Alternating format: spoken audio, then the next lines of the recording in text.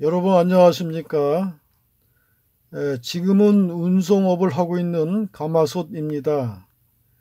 오늘은 제가 고물상 이야기를 해드려 보겠습니다.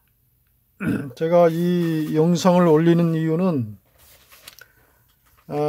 고물상에 대해서 관심이 많으시고 신규 창업을 생각하시는 분들에게 조금이라도 참고가 되시고 도움이 되라는 의미에서 일부러 영상을 만들었습니다. 지금 보이는 사진은 제가 예전에 운영했던 고물상 마당에 쌓였던 물건들 중 고철 사진인데요. 제가 인천에 계양에 있는 한 500평 되는 부지에서 찌개차와 지게차 그리고 화물차 그리고 약 100평 되는 창고를 가지고 또 사무실 공간만 따로 한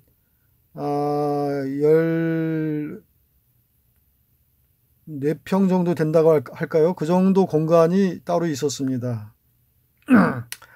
그래서 약 한 7년 정도 하다가 결국은 자금난으로 문을 닫게 되었는데요. 처음에 제가 고물상을 하게 된 것은 참 여러 가지 저도 많은 경험을 했습니다만 고물상 하면 돈을 많이 번다는 그러한 막연한 이야기를 쫓아서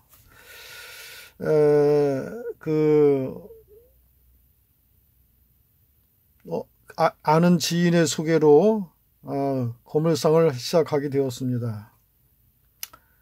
그렇다고 제가 고물상에 대해서 지식이 있거나 경험을 한 것도 아니고 전혀 모르는 가운데서 단지 지인의 소개와 말만 듣고 돈도 없는 사람이 전세 보증금 빼서 권리금 주고 시작한 겁니다. 제가 그 당시 마포구 성산동에서 9,500짜리 전세를 살고 있었는데요. 그거를 빼서 월세로 보증금 1,000에 월세 40만 원짜리 아파트로 돌리고, 그리고 또 아버지한테 돈을 빌렸습니다. 그래서 처음 시작할 때 한 1억 5천 가지고 시작을 했거든요. 예.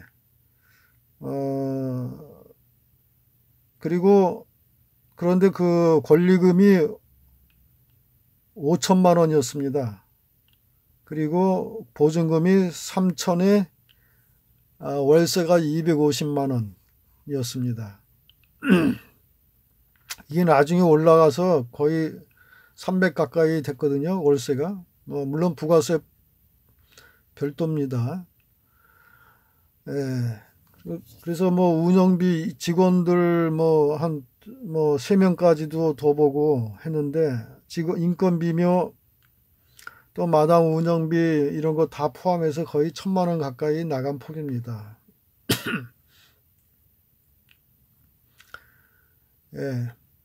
처음에는 좀 재미있었습니다. 제가 인수받은 시점이 한참 구리값이 최고로 올라갔고 고철값도 킬로에 대상들한테 내는 금액이 450원 이랬으니까요.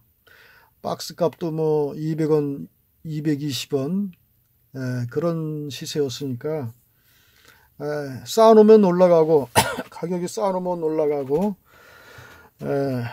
했습니다. 마당에 물건도 많이 들어오고 참 재미있었습니다.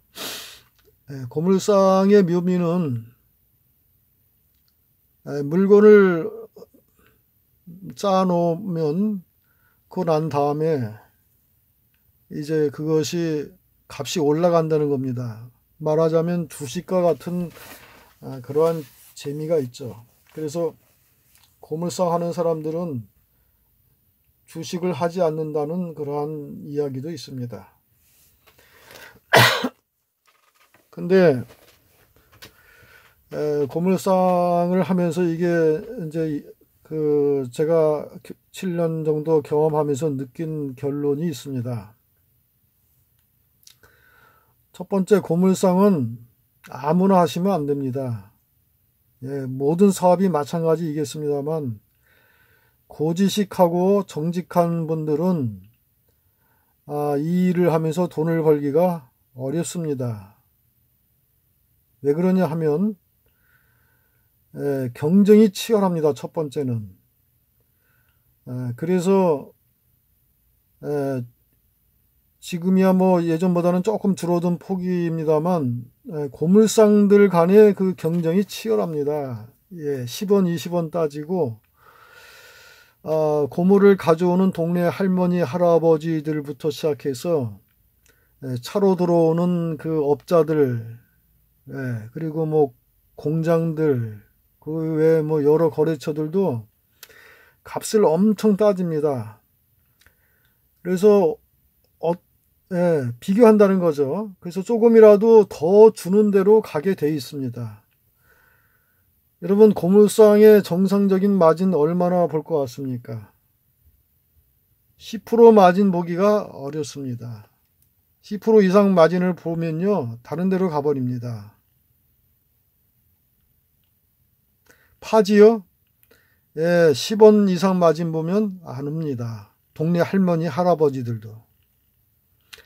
그래서 고물상에서 이제 일주일에 한 번이든 두 번이든 세 번이든 아니면 한 달에 한두 번이든 간에 파지를 이제 대상에 냅니다. 그러면 대상에서 집게차가 와서 그거를 찝어 가는데 건파지 5톤 차로 이빠이 때려 실어도 무게가 얼마 나올 것 같습니까? 2톤 500에서 3톤 미만 나옵니다. 그러면 10원 마진 본다고 생각하세요. 얼마나 남겠습니까? 3만원, 잘해야 3만원 마진 보는 겁니다. 그게 마진 보는 겁니까? 그래서 고물상들이 물 작업하는 이유가 거기에 있는 겁니다. 물로 조금 무게를 늘려야만 그나마 한 5만원 정도 마진을 보게 됩니다. 여러분, 하루에 한 차 난다 할지라도 5만원 마진 봐서 그게 장사가 그게 큰 마진 보는 겁니까? 그 한 차 분량 모으기까지 얼마나 힘이 드는데요. 아예 물에 적셔야만, 완전히 푹 적시면 물론 더 나올 수도 있어요. 근데 그런 거는 서로 간에 그 상도의상 그렇게 하기는 어렵고, 또 대상들도 뭐 땅 파서 장사하는 건 아니지 않습니까? 그래서 어느 정도 선에서 하는데, 아무튼 제가 해본 결과는 그렇습니다. 그리고 고철 마진 10% 이상 마진 보면 또 안 옵니다. 그래서 그 외에 비철도 마찬가지고 구리도 마찬가지입니다. 심지어는 어떤 사람들은 이 동네 고물상에 와가지고 대상 마진을 달라고 요구하는 사람도 있어요. 아니, 고물상이 막 1톤, 2톤, 3톤 모아서 이제 대상을 부르는데 그 대상에 내는 금액을 알고 와서 그거를 달라고 요구해요. 아니면 중상 마진을 달라고 그러고. 그러려면 차라리 글로 직접 가서 얘기하지 왜 동네에 있는 고물상에 와서 그런 가격을 달라고 요구하느냐고요. 아무튼 어떤 물건이든 간에 이 사람들이 쉽게 인식하는 그 재활용품에 대해서는 10% 마진 이상을 보면 그 집 다시는 안 옵니다. 이게 고물상의 현실입니다. 그러면 아까 제가 500평에서 250만원 월세, 지금 뭐 나중엔 300만원 가까이 올라갔지만은, 직원들 인건비 주고 그 외 운영비 나가고 해서 1,000만원 가까이 나갔는데 어디서 그 수입을 뽑습니까? 답이 없습니다. 가끔 섞여 들어오는 물건에서 얻어먹는 경우가 있습니다만 그것도 그 섞여 들어오는 물건이 뭐냐면 이제 가끔 돈 될 만한 물건들이 들어와요. 뭐 중고로 팔아먹을 수 있는 물건들. 제가 그것도 많이 했습니다. 왜냐하면 백평 창고가 있기 때문에 때로는 뭐 아주 뭐 10,000원에 사가지고 뭐 50,000원 받고 팔아본 적도 있고. 놓고 가시라고, 이거는 뭐 재활용이 안 되니까 그냥 치워드릴게 하고는 나중에 뭐 10만원 받기도 하고 20만원 받기도 하는 물건들도 가끔 있습니다. 그런 데서 물론 재미를 봐요. 근데 그런 게 많지는 않습니다. 어쩌다 한 번이지.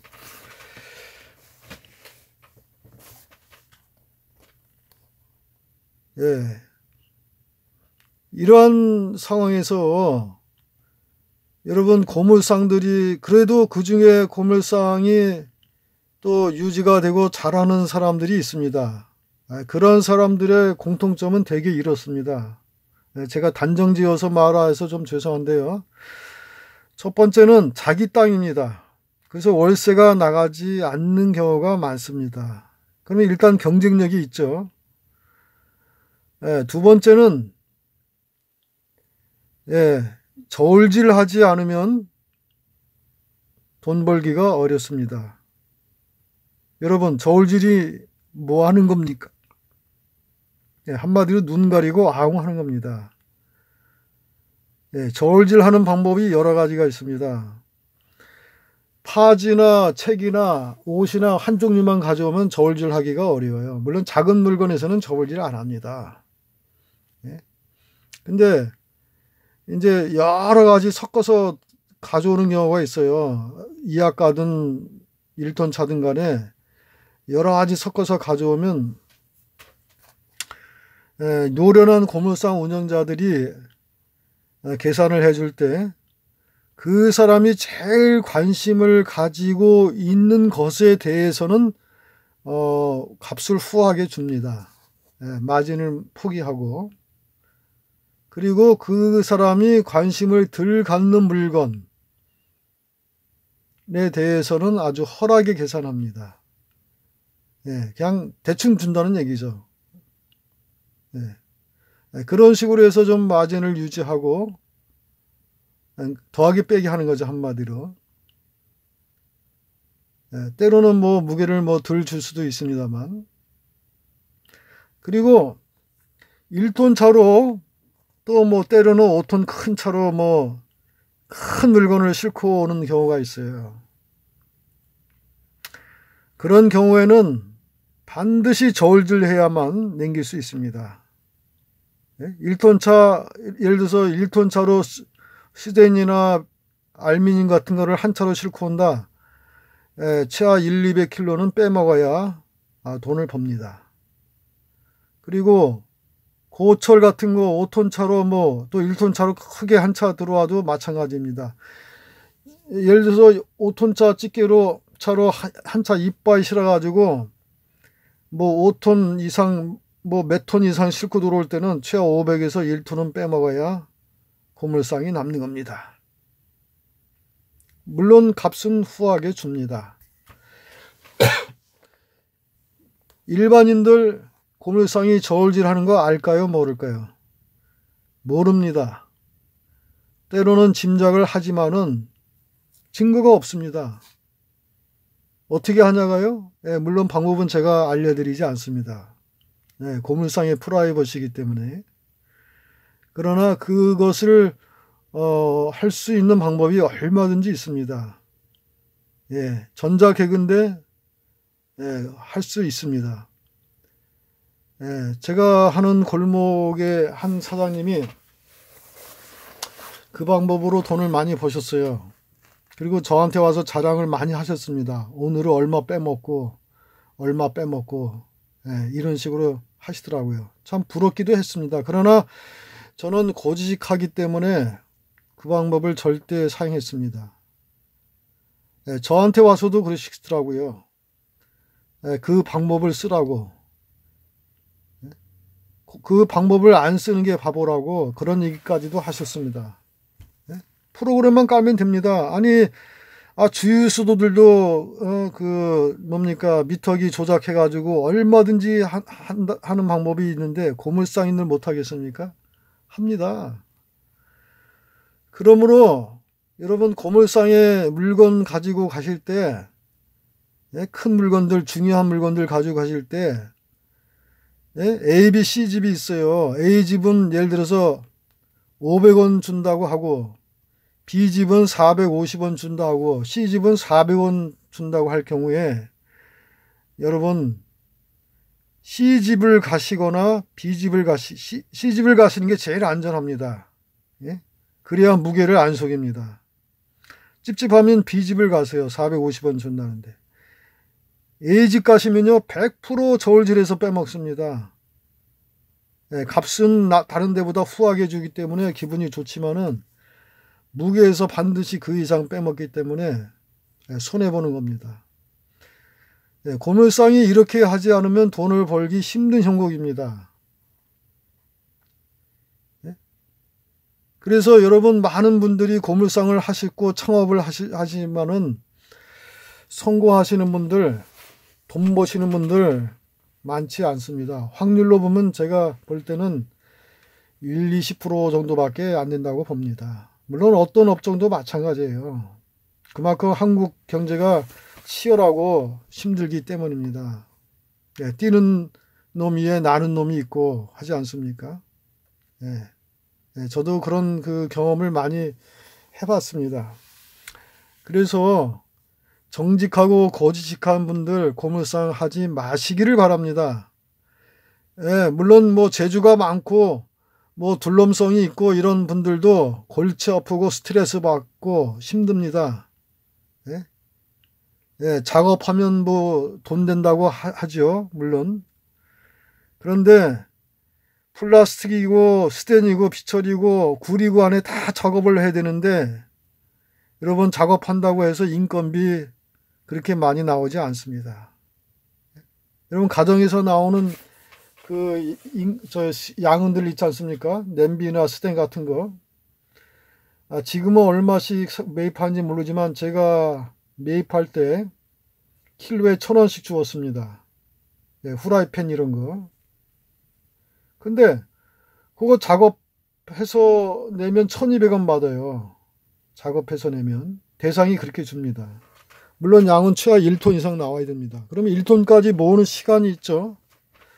알루미늄은 양은 같은 거는 무게가 별로 안 나가거든요. 고철처럼. 1톤 이상 모으려면 시간이 그만큼 걸립니다.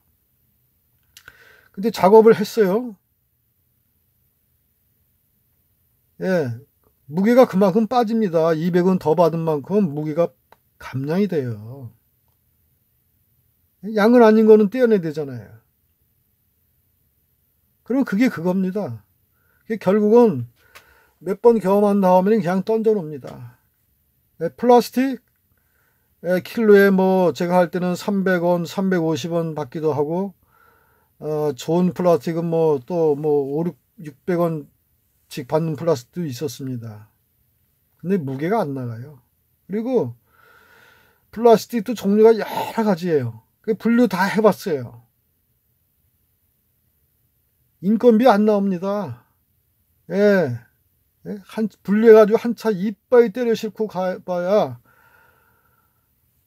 분류하는데 뭐 몇 시간 걸리는 것도 아니고 며칠 걸리는데 한 차 이빨 때려 싣고 가봐야 인건비도 안 나옵니다. 고물상을 하면서 내린 결론은 사람 꼴도 안 되고 돈도 못 벌고 몸은 몸대로 힘들고 고생은 고생대로 합니다. 제가 아침 4시 반에 나와서 저녁 10시까지 집에 있다 갔어요. 어떨 때는 12시에 들어갔습니다. 왜 그런지 아십니까? 거래처가 제가 나중에 후반부터는 거래처를 사고 만들어서 한 16군데 가지고 있었거든요. 학교, 또 건물들, 오피스텔 이런 데 말입니다. 저는 뭐 가정집이나 이런 거는 안 했으니까요. 그래서 제가 직접 차로 가서 싣고 나오고 했는데 하루 2집 내지 3집을 들려서 싣고 나오는데 한 집당 그걸 싣고 나오는 시간이 2~3시간 걸립니다. 예. 그래서 그렇게 싣고 나오면서 이제 했는데 그걸로 겨우 버티고 버텼습니다만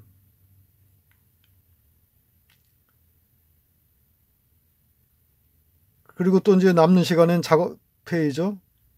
예. 그래서 밤 10시까지 12시까지 창고에서 겨울에 난로에 불 떼가면서 예? 예, 그 작업하고 열심히 나름대로 했는데 예, 안 나옵니다. 그래서 후반부에는 제가 너무 힘들어서 직원들도 다 내보내고 예, 이제 아줌마 2분만 데리고 제가 일을 하기도 했습니다만 고물상 쉬운 사업이 아닙니다. 자금이 아주 많으면 모를까 한 10억 정도 통장에 넣어놓고 하시면 모를까 그거 뭐 2~3억 가지고 하지 마십시오. 저도 뭐 참 거의 7년간 하면서 참 많이 까먹었네요. 다행히 저는 마지막에 정리할 때 제 땅을 필요로 하는 사람한테 권리금 받고 보증금 받고 그리고 또 제가 제가 가지고 있는 그 거래처를 따로 또 권리금 받고 넘겨서 뭐 크게 빚진 건 없고 빚 다 가리고 대출 받은 게 좀 있었거든요. 그 대출 받은 거 2천만 원 다 가리고 그리고 이제 끝냈습니다만 제 거래처를 인수받아간 그 사장님은 1년 만에 손들었습니다. 그리고 제 마당을 인수받은 사장님도 3년 만에 손들었어요. 거기서 말하자면 망해서 나간 거죠.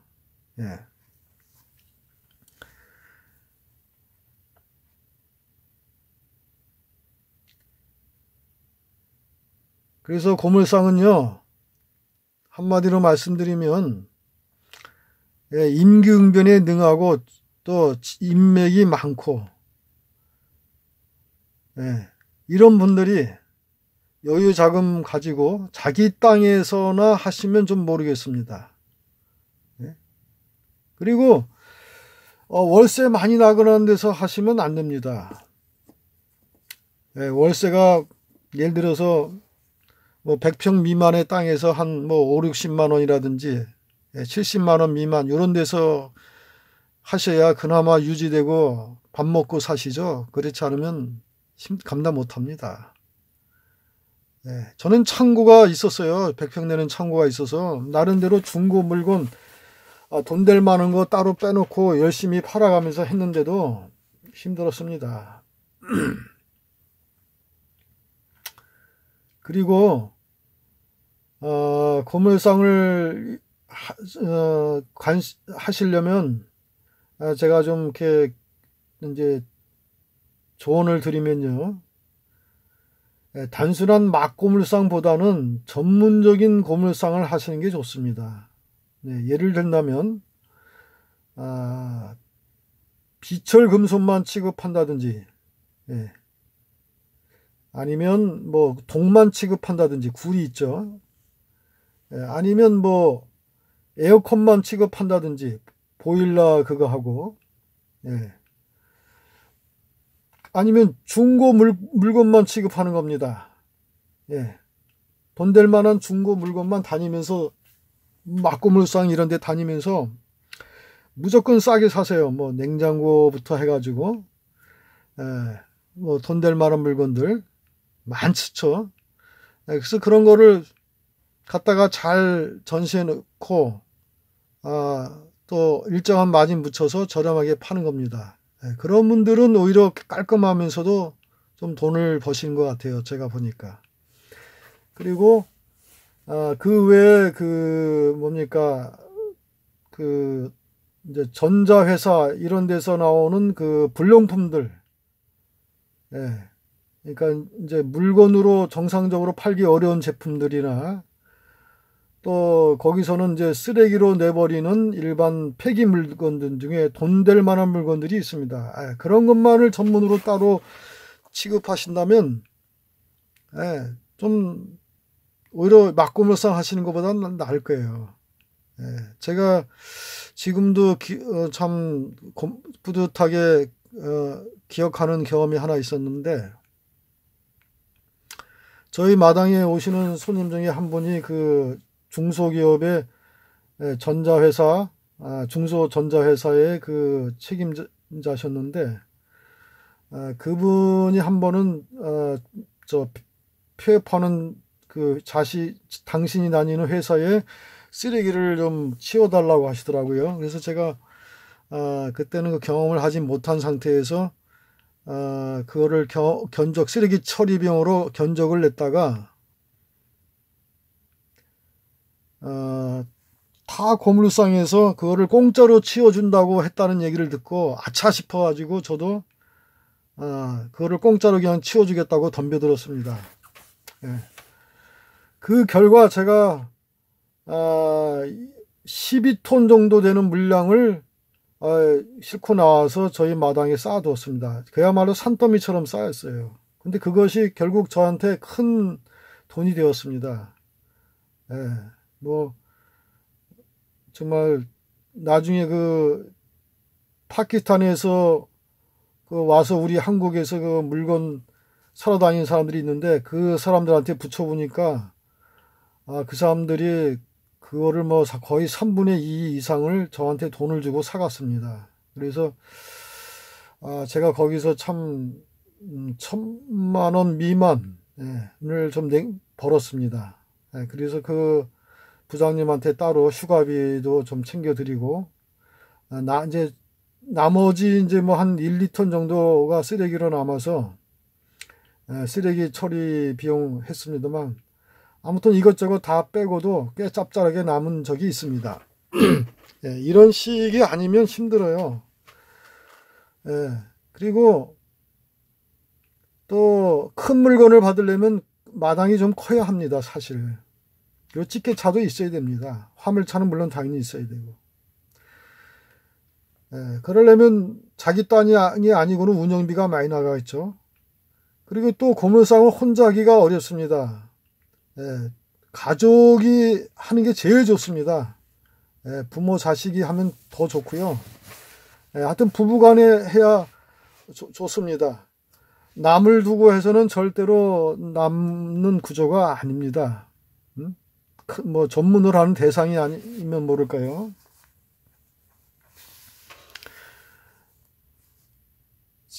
제가 유튜브에 오늘 아침에 딱 보니까 고물상 하면서 돈 번다는 몇 분이 이렇게 나왔습니다. 그리고 뭐 긍정적인 얘기를 많이 하셨는데, 저도 뭐 초반기에는 좀 재미 좀 봤어요. 할만했습니다. 근데 가면 갈수록 경제가 안 좋아지고 또 이 중국 경제가 안 좋아지면 또 우리나라가 영향을 받거든요, 이 고물업은. 그래서 고철이든 비철이든 파지든 쌓아놓으면 가격이 올라가지 않고 떨어져요, 자꾸만. 그러면 여러분 재미를 봅니까? 오히려 손해를 보잖아요. 이게 한두 번이 아니고 뭐 한 3년간 이렇게 계속 내리막길로 가니까요. 나중에는 큰 물건 들어오는 게 겁이 납니다. 그리고 받을 돈도 없어요. 그렇게 되더라고요. 항상 통장에 뭐 최하 돈 1,000만 원 가까이 아무리 없어도 몇백만 원은 있었는데, 나중에는 참 돈 10만 원도 없는 그러한 상황도 부딪히더라고요. 비참했습니다.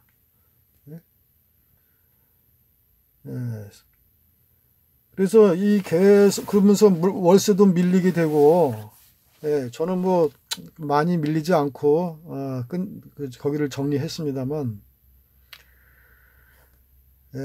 아무튼 요즘 한국 경제가 지금 고물상이 하기가 좋은 시절이 아닙니다. 왜냐하면 자꾸만 이게 금액이 다운돼요. 고물 경기가. 그리고 또 한 가지 어려운 것은 이 정부 시책이 박근혜 대통령 이전부터 박근혜 대통령 그리고 노무현 대통령 때부터죠. 이명박 대통령 때부터 박근혜 대통령 또 지금 정부도 고물상을 없애는 정책을 하고 있습니다. 예, 탄압하는 정책입니다. 그래서 기존에 하던 고물상들도 이사를 가야 합니다. 그리고 벌금을 물립니다. 창업하시는 분들 주변 민원도 민원이지만 정부에서 허가 쉽게 안 해줍니다. 고물상 할 수 있는 땅이 따로 있어요. 아무 데서나 무화과를 할 수 있는 게 아닙니다. 첫 번째 대지, 그 다음에 잡종지, 이 둘 중에 한 군데에서 해야 합니다. 옛날처럼 뭐 논이나 밭, 전 이런 데서 그냥 마음대로 할 수 있는 게 아닙니다. 그러면 여러분 대지는 거의 주택가하고 밀집해 있습니다. 잡종지도 주택가 인근에 있어요. 따로 떨어져 있지 않습니다. 그리고 하천을 낀 부지는 또 허락을 안 해줘요. 근데 그런 땅을 유행이 얻었다 할지라도 신규 창업하시는 분들 고물상 하려고 딱 이제 펜스 치고 그럴 때 동네 사람들이 가만히 있을 줄 아십니까? 절대로 가만히 안 있습니다. 민원 넣고 방해합니다. 못하게. 제가 고물상 할 때요, 저희 마당 뒤쪽에 저희 고물상보다 나중에 들어온 아파트가 있었어요. 큰 아파트도 아니고 뭐 한 200세대 정도 되는 작은 아파트인데 아이고 얼마나 민원이 심한지 압니까? 마당에서 작업한다고 소리 난다고 민원 넣지 않나. 찌개질 한다고 민원 넣지 않나. 아니 찌개질을 하루 종일 하는 것도 아침에 잠깐 합니다. 아니면 중간에 뭐 큰 물건 들어올 때 하고 또 물건 낼 때 하는데 그것도 민원 들어오지 않나. 겨울에 추워서 마당에서 잠깐 불을 피거든요. 물론 그 불은 나무입니다. 그 파레트 그 쪼갠 거 있잖아요. 여러분 파레트 쪼갠 데서 그 냄새나요? 얼마나 냄새납니까? 근데 그것도 민원 넣어요. 그리고 제가 보안상 마당에서 개를 2마리 키웠어요. 진돗개하고 풍산개. 또 잡종개도 있었습니다만 예전에.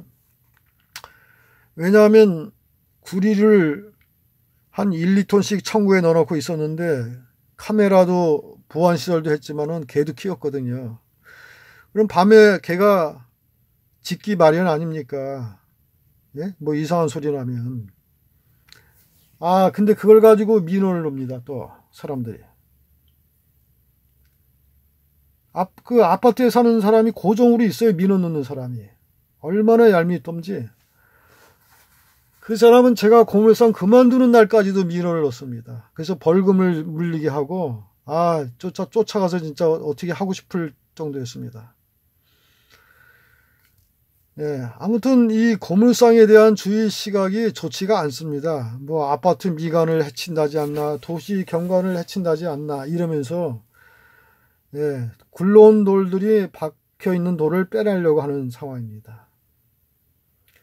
그러면 천상 떨어져서 해야 합니다. 이 주택가하고. 그러면 손님이 옵니까? 일반 손님이 올 수 있어요? 쉽게 접근하기 쉬운 데서 고물상을 하는 게 당연한 거 아닙니까? 근데 분위기는 갈수록 고물상 업주들을 탄압하는 분위기입니다. 이 국가 정책이. 이걸로 인해서 받는 스트레스와 불안감이 얼마나 큰 줄 아십니까? 그럼 외지로 떨어진데 뭐 산 밑에 어디 뭐 저쪽에 뭐 어디 한가친데 그런 데에서 이 대지와 잡종지 얻기가 쉽지가 않습니다. 거기가 전 아니면 답입니다. 논 아니면 답입니다. 천상 하려면 기존에 하시던 분의 거를 인수를 받아야 합니다. 근데 그 사람들은 뭐 정말 자기들도 투자한 게 있는데 그냥 줄 수는 없지 않습니까? 하다못해 시설 권리금이라도 받아서 나가야 하려고 하지 않겠습니까? 그래도 그게 제일 나아요. 하시려면 시설 권리금 주고 인수받는 게 제일 나을 수도 있습니다. 제가 이제 관련해서 말씀드리면, 그래도 정의하려고 하시면 맨 땅에서 하실 분들은 돈이 들더라도 거래처가 있는 고물상들을 인수받으시기 바랍니다.